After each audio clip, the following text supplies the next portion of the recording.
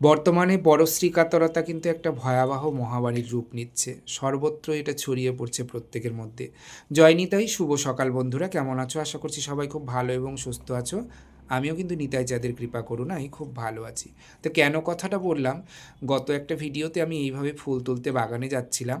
তো আমার সেই ভিডিওটাতে কোনো একজন হয়তো নন ফলোয়ার্স হবেন, তো দুজন কমেন্ট করেছেন যে বাগানে ফুল তুলসী নাকি বলে জুতো পরে মানে তোলা যাবে না। তা আমি তো এখানে জুতো পরে ঠাকুরের চরণে ফুল তুলসী দিচ্ছি না বা অর্চনাও করছি না। আর সবথেকে বড় কথা, এরকম শিক্ষা আমাদের গুরুজন বা আমাদের শ্রী গুরুদেব এরকম হাস্যকর শিক্ষা কোনো দিনও দেননি।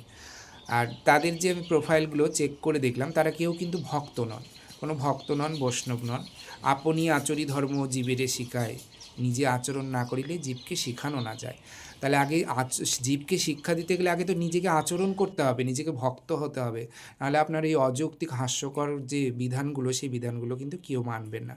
তো মাঝে মধ্যে মনে হয় এগুলো নিয়ে কিছু কথা বলবো না, কিন্তু মাঝে মধ্যে মনে হয় যে একটু তোমাদের সঙ্গে আলোচনা করা যাক। তো যাই হোক, নিত্যদিনের মতো সকালের কাজকর্ম করে নিলাম। আর কাজকর্ম করে নেওয়ার পর মাকে রসইয়ের জোগাড় করে দিলাম, আর মাও এদিকে কিন্তু মধ্যাহ্নের ভোগ রাগের রসইটা কিন্তু বসিয়ে দিল। আর আজকে শুক্রবার, তাই হাটে একটু চলে এলাম।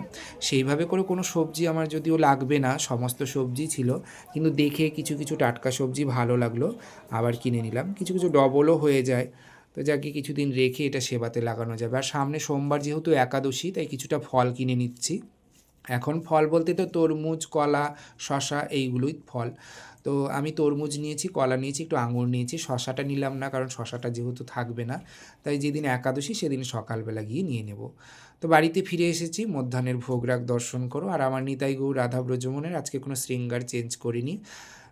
নিত্য আমি যেভাবে দর্শন করি বা সবসময় কাজে যাই, এখানে যাই ওখানে যাই, দর্শন করি, তো তোমাদের সঙ্গে একটু ভাগ করে নিতে কিন্তু আমার ভালো লাগে। আশা করি তোমাদেরও সবার খুব ভালো লাগে। ভালো থেকো।